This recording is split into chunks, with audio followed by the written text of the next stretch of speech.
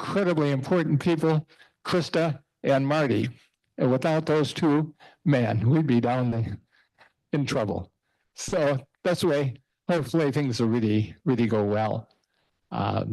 Otherwise, I think it's important that we give it some thought, because about a couple months ago, we had a group of men meeting, and the question was raised, does anybody know anything about geothermal energy? And kind of like everybody knew something about it, but nobody really knew anything in detail. So fortunately, John Dunlop picked up for us and is helping us over that hurdle. But a lot of good things have been taking place in the men's group that we're really very proud of. First of all, Sister Margaret Ballinger spent about an hour and a half with us and talked to the men's group about the conceiving of Carondelet, as well as then the brewing of Carondelet. It was an excellent session. And following that, you know, we had another presentation made by Amber, and she spent about an hour and a half with us too, by way of answering questions that were put forward to her by the group. And another more recent one is what Rick Moore and Ken Liffen have put together, our brochure on the bios of all the men of the group. And the final step, I think, Ken is taking pictures and putting together a composite picture of all the guys in the group. So we appreciate that whole thing. So since I don't know anything about geothermal, I don't want to pretend I do, and I don't want to say anything more because I wouldn't know what to say. So I'm going to turn this mic over to John.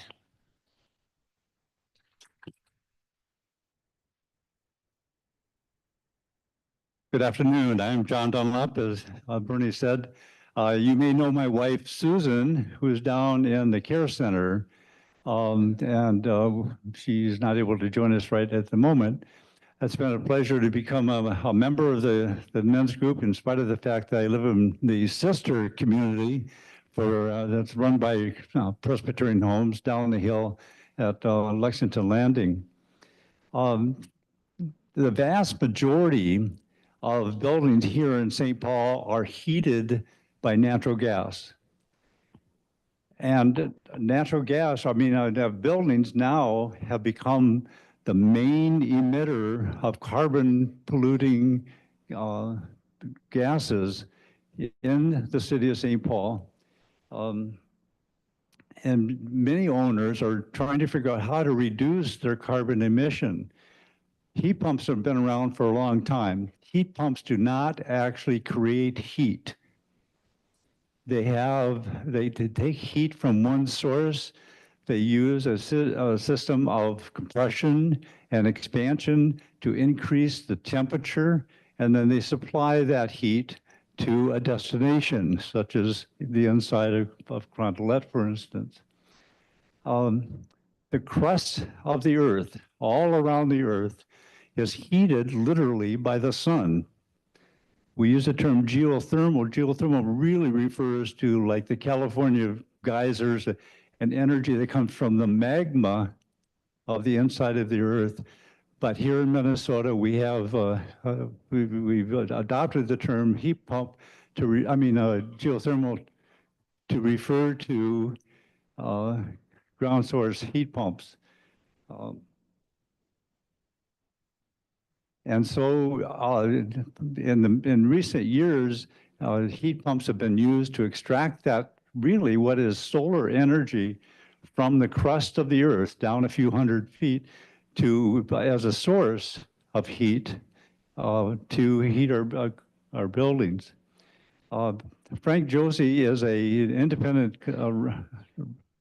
journalist who's been writing for many years about energy-related issues.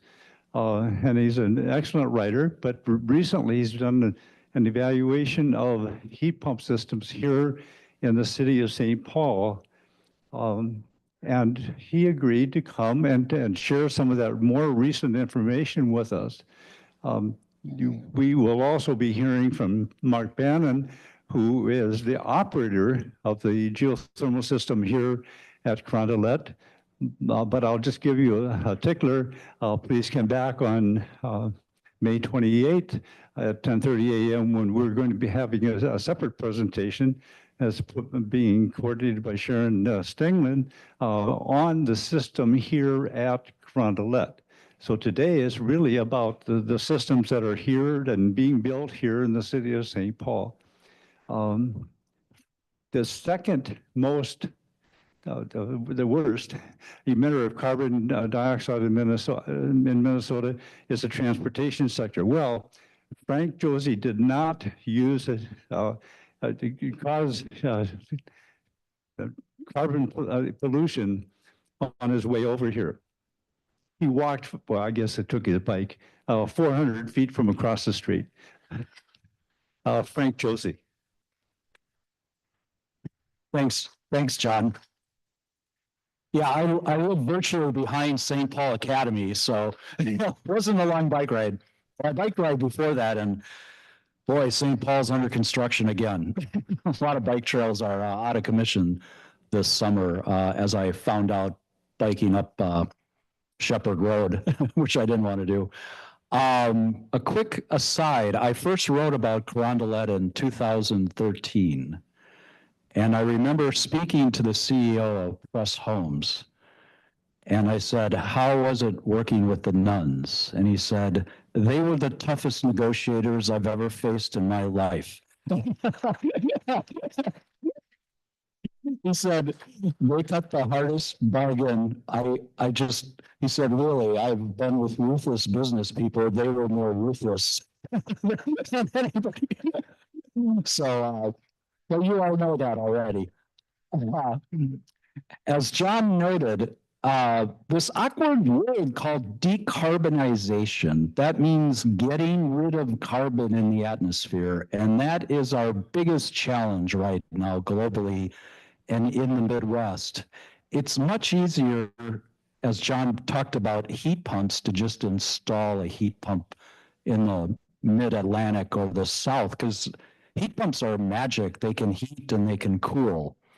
And for a house, you don't need to use the earth at all. It comes from the air.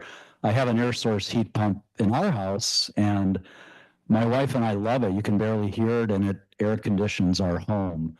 And we have radiator heat, so we have pipes all running around the back of our house to air condition it. But it's a wonderful, highly efficient system. Now add that to the earth, and it gets even more efficient. And we'll go to slide 2. And so I thought I'd talk first about what is the problem, what is geothermal, and why is it the answer? What is aquifer thermal storage? It's really interesting, and I will talk about that. Darcy's Solution, local company full of brilliant people who came out of the University of Minnesota. Ramsey County is becoming a leader in this, and I'll talk about some of the developments here in our county and the challenges ahead. Go ahead. So as John mentioned, buildings are about 40% of all carbon, but in cities it's 60%. In fact, I think in St. Paul it's 62% of all the carbon comes from natural gas use for heating. So that's where the problem is. And as we know, they come from homes and multifamily buildings and commercial and industrial buildings. Go ahead. This kind of geothermal is not in the Midwest. This happens out west in California and other states. This is where you can use this underground lava to begin to heat and cool both multifamily buildings and even homes. We don't have that option here, so we've got to use the ground. Go ahead. And this is kind of a description of how it works. Usually when you're using the earth for geothermal, you have to drill boreholes that are hundreds of feet deep. Like I think for Carondelet, it was 305 feet deep for the wells. They call them boreholes or wells. And you have to do hundreds of them for big buildings. So it's a lot of work. You need a lot of space to get it done. You can run them horizontally or vertically. Most around here are horizontal. You use these closed loop plastic pipes. They capture the heat. They use a glycerin material usually, and they kind of flow up and down through that 300 feet up into heat pumps. And then electricity is used for all of the equipment. And that's important because in Minnesota, XL, 62% to 64% of the electricity is created from green energy or nuclear energy, all of it carbon free. So that means that we're already more than halfway there with clean energy. And we'll talk about solar and how that can help complete the circle of making it net zero. You can go ahead. So who's doing it? You know, who's putting these big systems in? In my reporting, I've identified this list: senior homes like this one, universities, government buildings, school districts, nonprofits, hospitals, and commercial industrial. There's a little less there, but it's growing. The thing about geothermal, and some people argue it's not really geothermal, it's geo-exchange. You're exchanging thermal in it, but we're going to use the word geothermal to make it easy. When you own a building and you're not moving, you know, like McAllister College, University of Minnesota, you're not going anywhere, so you can make this investment. And even if it's a little more expensive up front, it pays off in the end by sometimes as few as 8 or 10 years later that the equipment's paid off and it's very economical. So it's a little harder if you're a building owner and you're thinking, I'm going to sell this building in 10 years or 5 years or 2 years. Then the investment might not be as good. So go ahead. So as John mentioned, here's Carondelet, and you'll get a better description from this, but I stole this from Steen Engineering's website. So this was $60 million. They penetrated through bedrock below this 50 feet to create 172 vertical wells. I don't know where they are on the property, but they work in conjunction with the wetlands and the trees. 285 feet deep. So that's 28 stories down. That's how deep these wells are surrounding Carondelet. At peak, which peak is usually like 5 to 8 at night, and in the morning, geothermal takes care of more than half of it. And as all of you know who live here, there's these great environmental attributes of green roofs, stormwater retention ponds, and landscape ponds here on the property that are really forward thinking in how to develop. And been on the district council in Highland for years, and I think this and Highland Bridge are two great examples of wonderful urban planning or planning in a dense urban neighborhood. Unfortunately, Ryan did not want to invest in geothermal at Highland Bridge, although they did look at it and they did study it with Evergreen Energy, which runs District Energy downtown. So go ahead. So more recently, Johnson High School on the east side of St. Paul, the St. Paul Public School District decided to take a deep look at geothermal. They have a pretty aggressive plan to get to net zero, I think, by 2040. And they looked and they said, you know what? It pencils. It works. We can do it, and it's not going to cost us any more than traditional heating, which is natural gas, right?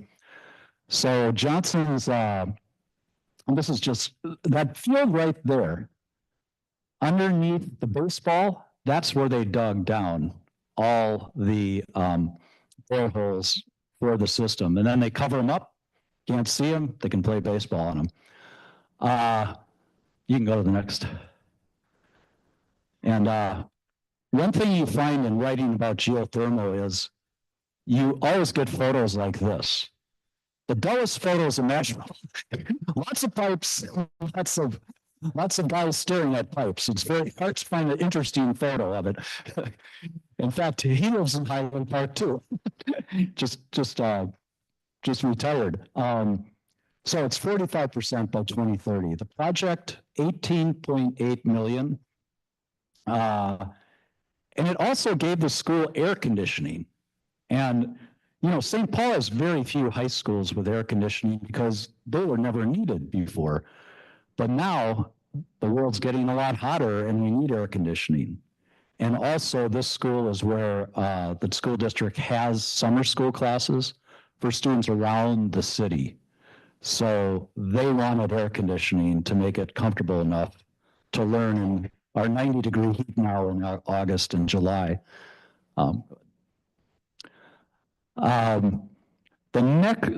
that's geothermal using the earth. But over the last 5 years, there's been a look at using aquifers. And the Netherlands has used aquifers for years to help heat and cool buildings, but it's relatively new in the United States.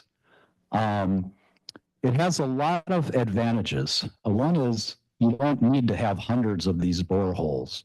You only need 4 or 5 intrusions to go down to the aquifer.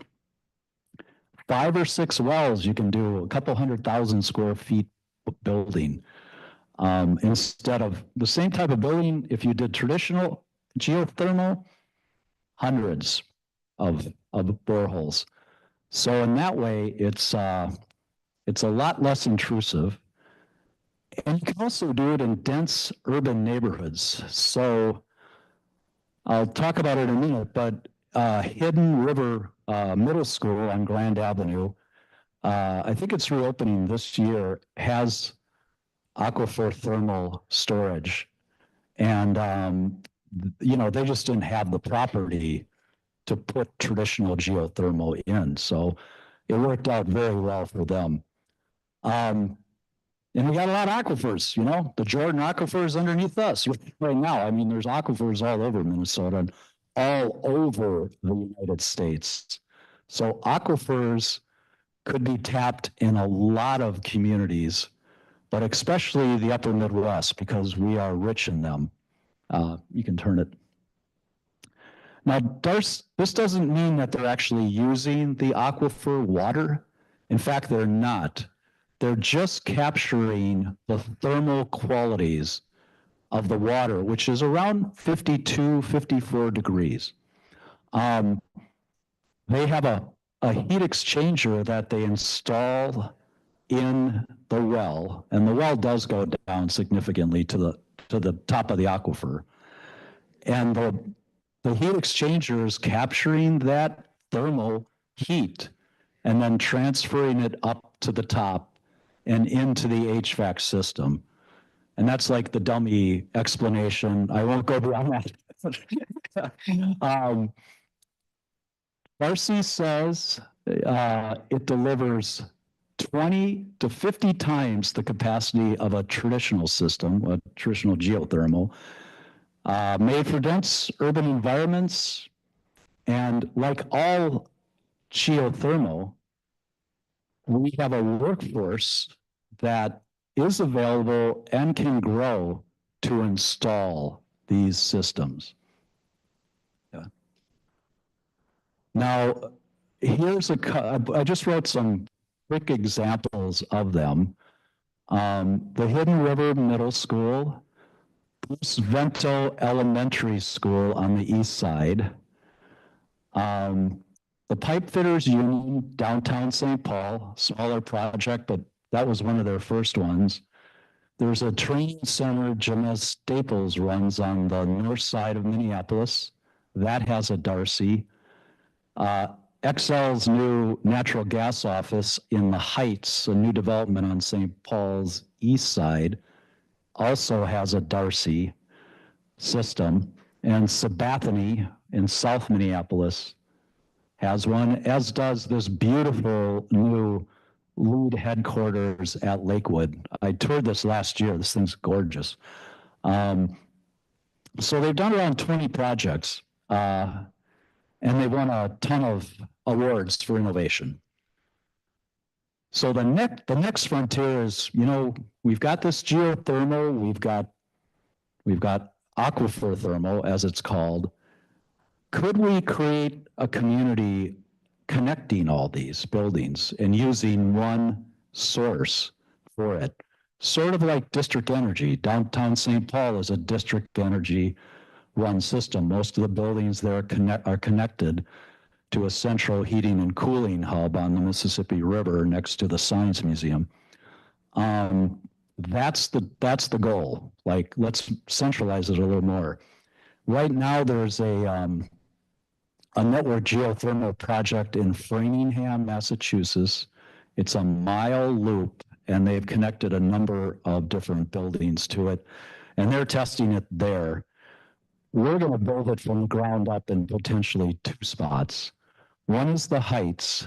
That's about 112-acre former golf course on the east side, which it's expected to create 1,000 jobs and house 1,000 people. And that's where District Evergreen Energy got the first grant of Minnesota's Green Bank, $4.7 million, to help plan a networked geothermal system there.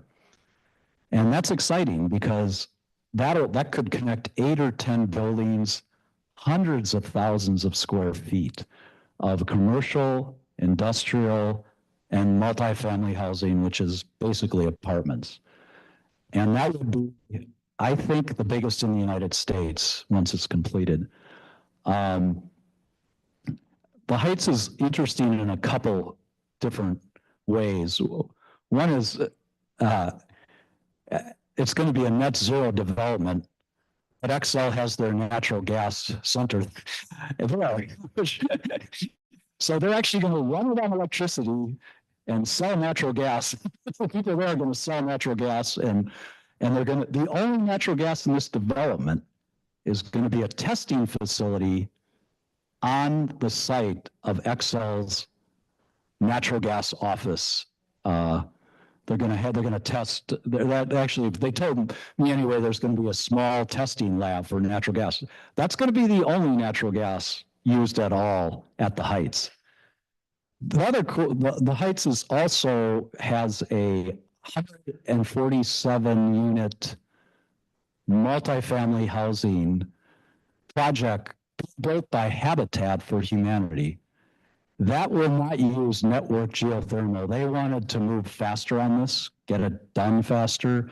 So they chose to install heat pumps throughout their throughout the development, air source heat pumps. So they are, I think, maybe 60, 70% done. They had some celebrities come last September to help build it. Habitat has this big build every year at one place in the country, and they chose St. Paul this year because of this development. It's probably the biggest, or one of the biggest, all-electric developments in Habitat's network across the country. I talked to a couple of people. I think it's the largest. So all this excitement about the Heights led Arden Hills and Ramsey County to think, we should do this at this other development we've been arguing about for 10 years. The Arden Hills City Council, it's called TCAP, but if you guys might remember the big ammunition site out in Arden Hills, that's being developed now, finally. And that will have 427 acres and 1,400 housing units. So it's really big, you know. It's going to take years to build it out. And when they read about the heights, they thought, we should do this network geothermal here. So right now, Evergreen Energy is working with them to potentially do network geothermal in Arden Hills. And I should mention that as exciting as Darcy is, Evergreen Energy is going to do this on their own. They're not going to use Darcy, is my understanding. They feel like they have the knowledge about district energy. They're going to buy this technology off the shelf and do it, the installation themselves. So they're unlikely to use Darcy. The other thing, the state legislature last year promoted network geothermal. And as I mentioned, the first loan went for networked geothermal. And we went through that. You can move it ahead. This is kind of gives a good description of what geothermal districts look like. It's not necessarily the aquifer-based one. But I just threw it up here because A, it's a really cool graphic. And B, you kind of look at it and you get it. Yeah, you know, it's pipes, it's connected to buildings, etc. The other thing that Rice Creek is doing that I found pretty interesting is they have had to clean up water for 10, 20 years out there. They have a big water cleaning system, and it produces a lot of heat as it's cleaning the water. So Evergreen Energy is looking at that and thinking, what if we capture all that heat and use it for heating buildings using kind of a geothermal system, but which would include this wastewater system. So that's yet another way. You know, we have a lot of wasted heat in a lot of machinery that we run, even wastewater plants in particular. We could capture it, turn it around and heat buildings. That would save a lot of carbon and a lot of energy. You can go to the. So we all know how much President Trump loves clean energy, right? Not much, can't stand it. Wants to stop wind, wants to stop solar, wants to stop anything like that.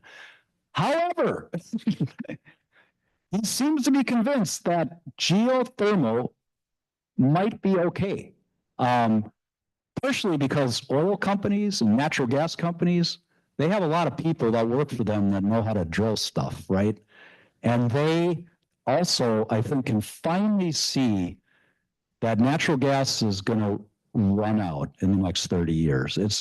We're going to run out of supply, or we're going to have enough people saying this carbon is too much for our atmosphere to take anymore. You have to clean up right now. I think Centerpoint knows it. They have a lot of different projects right now. Partially the state has forced them to do it, but they're also trying to reduce carbon in their system. And I've talked to clean energy advocates. They're like, why doesn't Centerpoint and Excel just sell this, right? Network geothermal. You can make money off it. You manage it, charge people a fee every month. It's just like what you do now. Who cares where it comes from, right? Who cares if it's natural gas? Centerpoint isn't a natural gas company. They buy natural gas. Excel too. So in any case, the Inflation Reduction Act offers a 30% reduction for geothermal. And then if you use domestic parts, you get another 10%. And if there's another chance to do another 10%, it's a complex bill, but you can cut down the amount of money that you're spending on these systems. Trump likes the drilling part of it, right? Hey, it's not oil, but we're drilling. And they're also telling him, hey, we have all these data centers. We're never going to be able to build enough natural gas plants to serve them. They can be served through geothermal. And then these shale equipment operators, from what I've read, they're excited by this too, because they have equipment that can be used for this. They have horizontal drilling, they have vertical drilling. All of that will drive their sales. So they're like, don't kill this thing. This is good. So far, geothermal is not under attack by the Trump administration like other clean energy is. I put this up because I thought it was interesting who benefits by this. We've actually talked a lot in our country about reviving the trades. Well, this field could be part of the revival of the trades. You got architects, engineers, HVAC, electricians, plumbers, excavators, drillers, sheet metal, contractors, laborers, all those people could be employed in a booming geothermal field. So this could be a huge job generator as we move forward in all the fields that the president and others would like to see grow. Good. And I end with this slide. The future could look bright for geothermal and network geothermal and aquifer thermal. Maybe. We'll have to see, but that's kind of the level from 10,000 feet. And oddly enough, Ramsey County is going to become a national leader in it, I believe. So, thanks.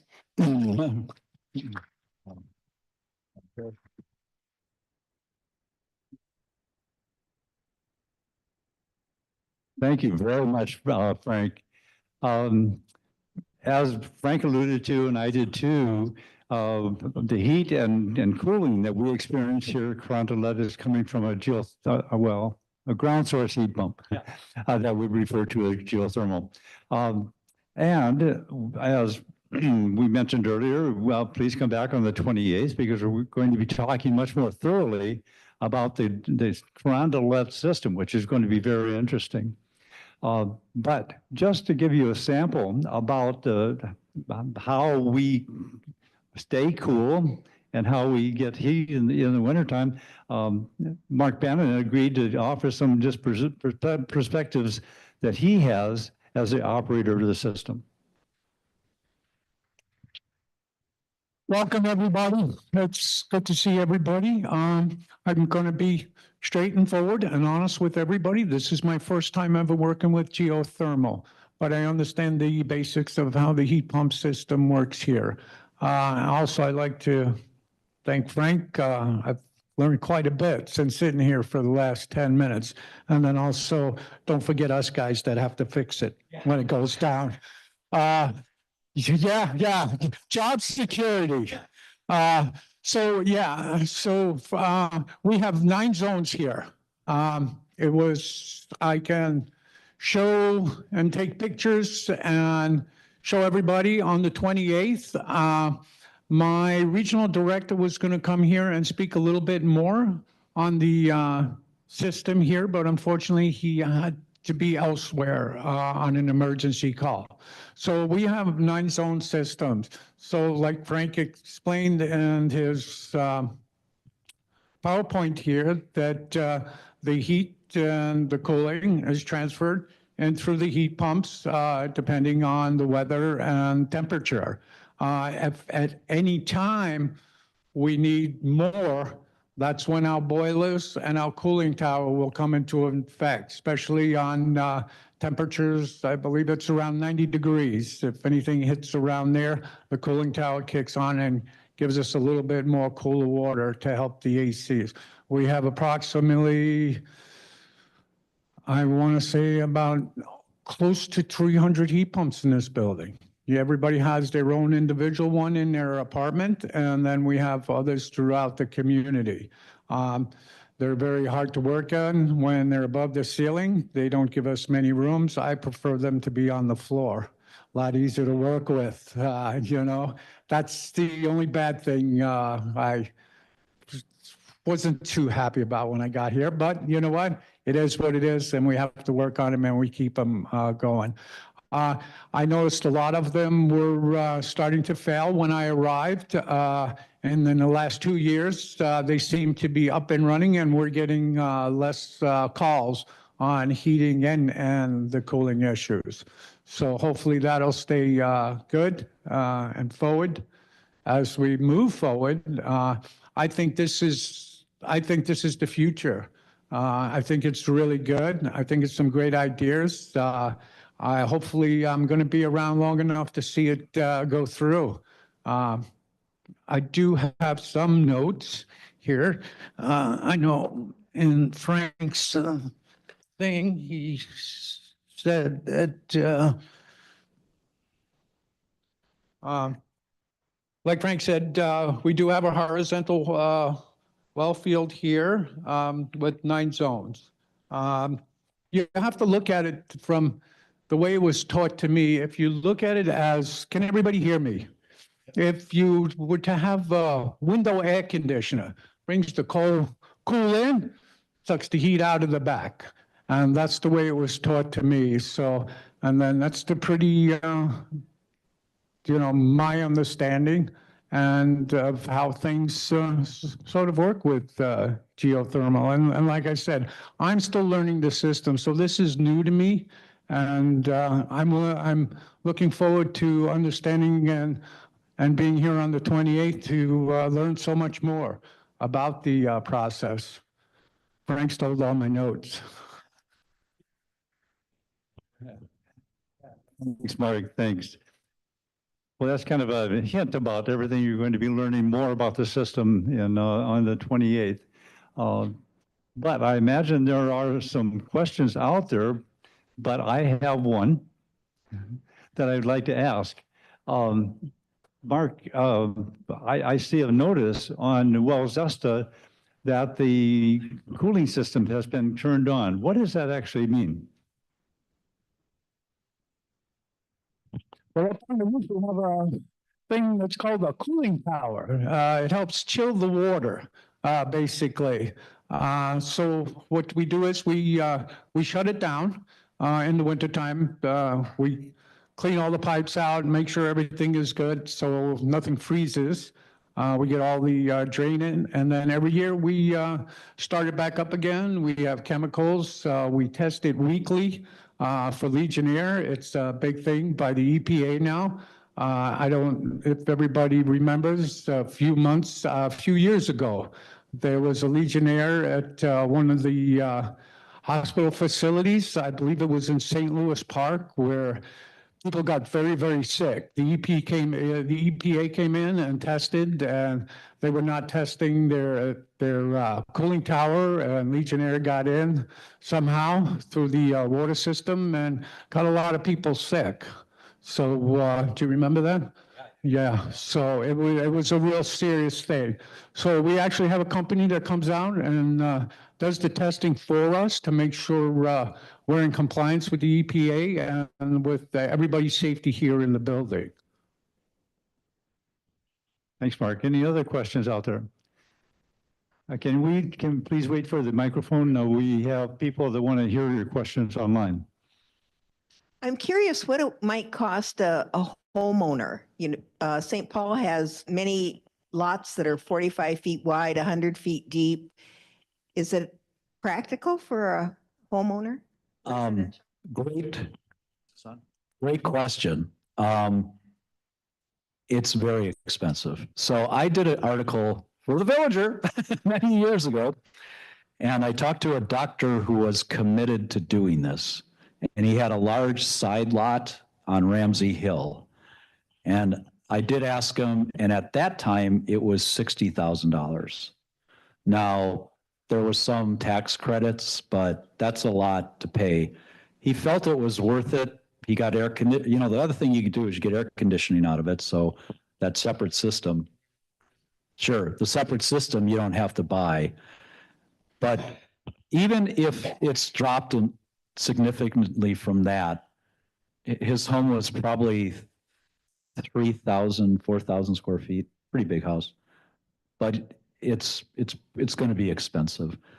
if you get a cold climate air source heat pump, that's much more affordable and you don't have to use geothermal for that. That's growing in popularity. That's more like 15 to 25,000. And you can get taxes to bring it down to about 12 or 13. A friend of mine just was looking at it.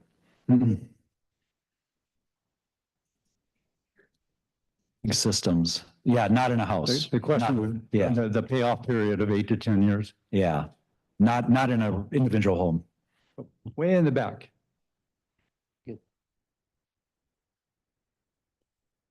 Almost, oh, well, go ahead, Okay. Janet.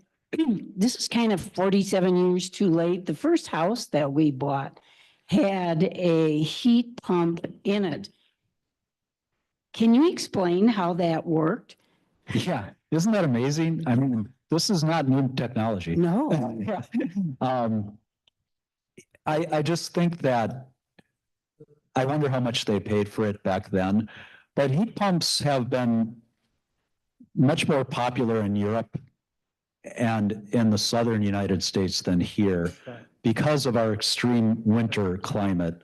Heat pumps don't function as well. It sounds like it was a heat pump, not geothermal, or was it geothermal? Yeah.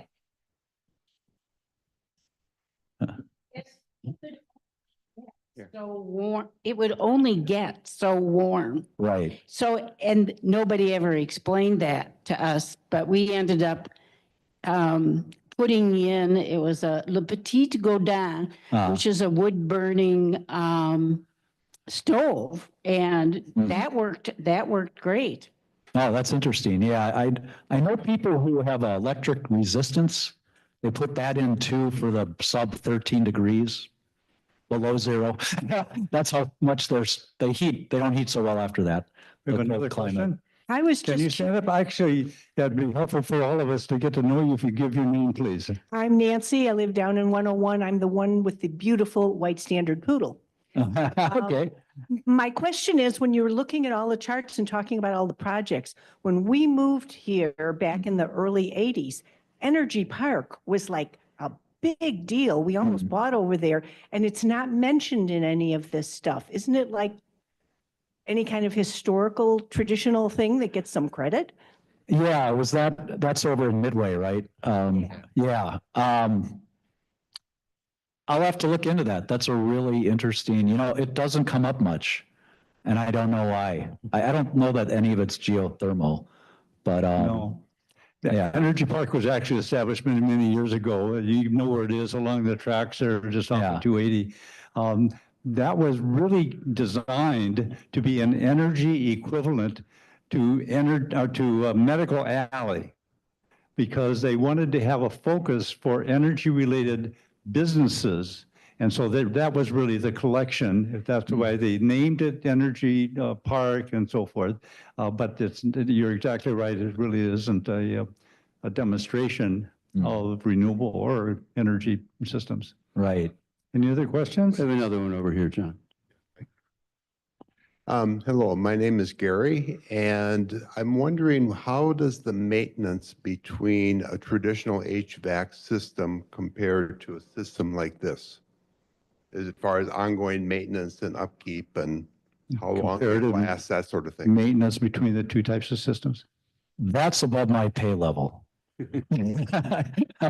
I don't know. I have heard that it's not as much maintenance, but I haven't really looked into that. That's the HVAC people would know. Yes, it's, heat pumps are a lot more expensive. You get a lot of holes in the coils, and pulling the thing down, time, labor, replacing compressors compared to an A-frame system like somebody would have in their house with forced air. So yes, very much a lot easier to work on than the heat pumps itself. You have to have somewhat of some type of background to understand the heat pump system compared to a regular force air A-frame system that somebody would have in their house. Any other questions? Right here. I was just going to mention too, Minnesota created a heat pump collaborative to train contractors for just the reasons Mark mentioned. And it just started last year. I appreciate that we've learned, my name's Margaret and I live elsewhere. I live in Highland Park. Yeah. I appreciate that this work is being done, especially in these new developments where it can be, probably a perfect setting almost. Right. What about the established residential neighborhoods where it's probably going to take a lot of cooperation and coordination? Is there any thought or work on that? There is. And this, as I mentioned earlier, Framingham in Massachusetts is using this in an existing neighborhood to see how it works. And that will be really the country's first attempt at an existing neighborhood, how this networked geothermal could work. And could you do it in Highland Park? I think like we'd be a really good neighborhood to do it in. The homes are fairly close together. Could there be a district energy residential neighborhood in our neighborhood? I mean, as many of you know, in Highland Park, the water table is not high. We have to dig that low to get there. So that's the next step. We'll see what happens. I neglected to mention one thing I want to mention quickly. So all this energy, there's still a lot of energy involved in geothermal. It's not free. And how do you get that down? And Doug would attest, right? Solar energy. So a lot of these projects will put up solar in conjunction with geothermal to try to take care of that energy load so that they don't have to buy all that energy from Xcel. Go ahead. We have another question right here. Well, that was kind of my question. I'm Chris, I'm in 213. But my other question is in regard to heating systems, how does this affect like swimming pools within residents, like here in our costs, or does that have to be a totally separate boiler always?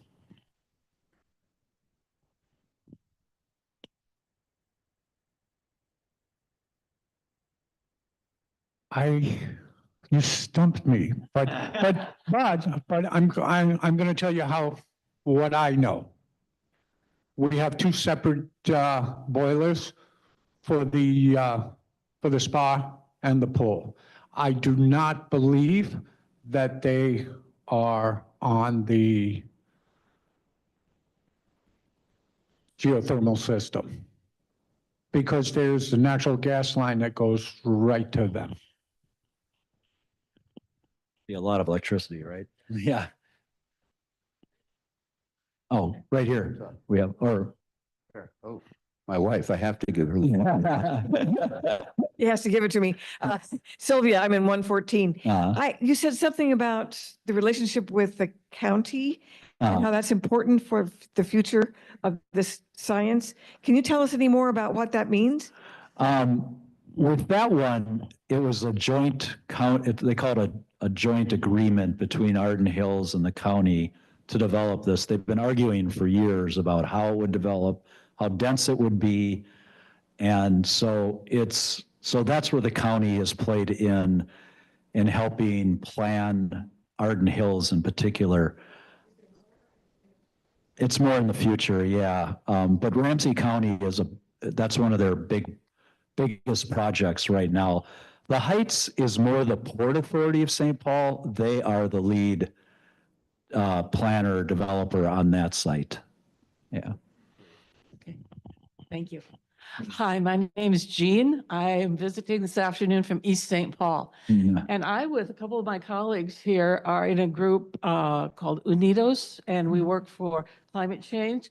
And we are working with the city of St. Paul to try to get a plan in place to help residents get off of gas if they want to. And you mentioned that it was very difficult to do this as a single person with the residents, but that's why we're really pushing for networked geothermal so we can get several residences, even working on a block by block basis to get geothermal networks in there. And I'm going to pass it to John. Do you want to talk about what you were trying to do? Yeah, we tried to do it on Hartford, four block area, got really deep into it Mhm. with Excel Energy, and then they wanted 100% A buy-in. little closer, John. How's that? Yeah. Yeah. What does that mean? 100% They by? wanted every person Mhm. on the block to say, yes, I will tie in.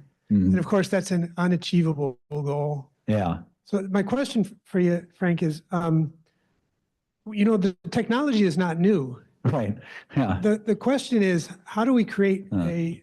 a community ethic that says, I'm tired of being enslaved to Excel Energy's monopoly. How do I free myself from that? Yeah, right. That's the big question. Excel likes to own everything. And if you're following the debate at the legislature right now, they want to kill community solar because they don't own it. And they want to end the program, and they're getting support from some DFLers.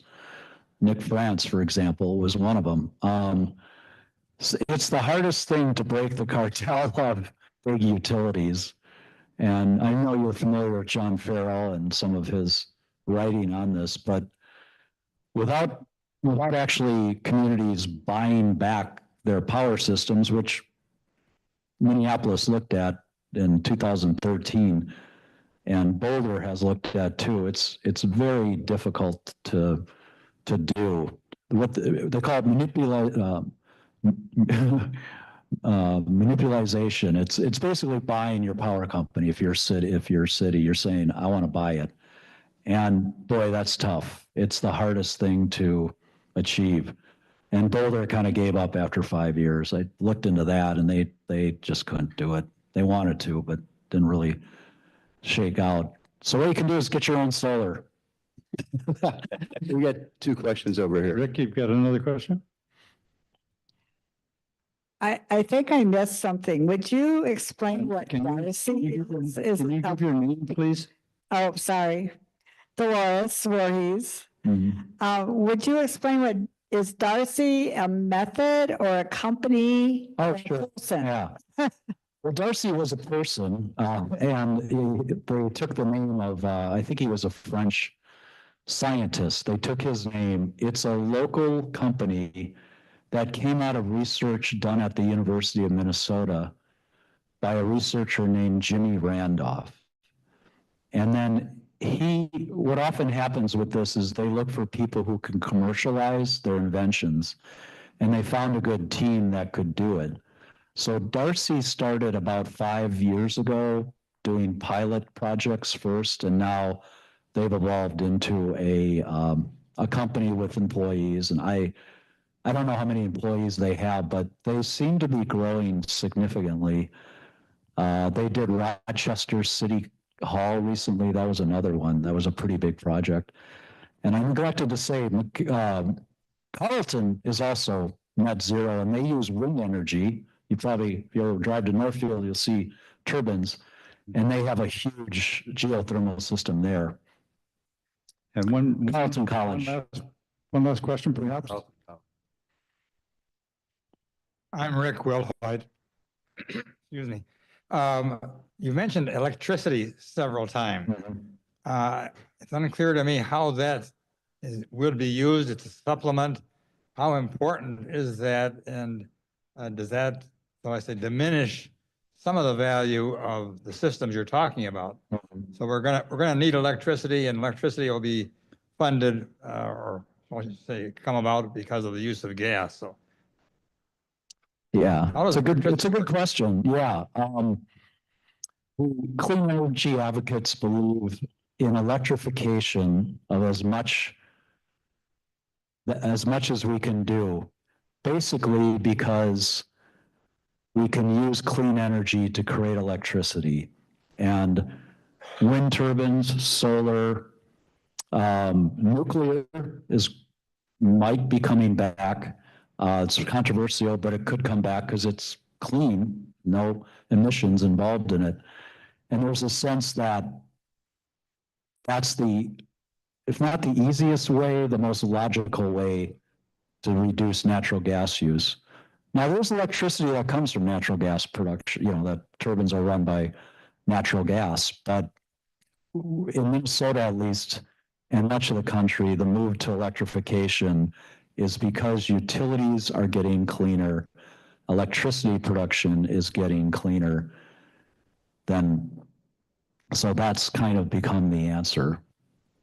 But yeah, it means that there's going to be a lot more electricity that needs to be created. So that's an issue, especially with data centers. You probably heard of all the growth of data centers and how that could really change the demand significantly. And I think we're all a little worried about that. Well, again, thank you very much, everybody, for coming, and thank you, Frank, and, oh, Mark, excuse me, one more Mark comment.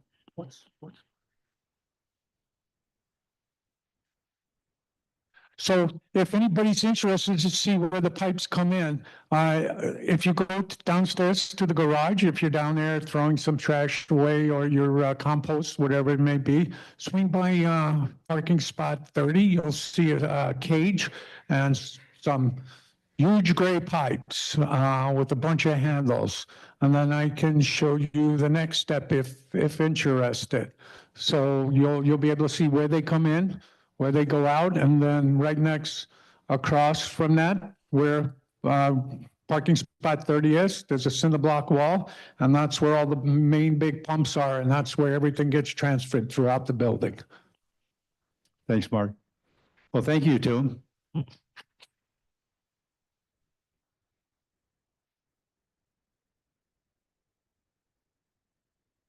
And again, don't forget, oh, sorry, do we still? We lost it? A microphone. I'm on. It works. All right. Don't forget to get to come back on the 20th.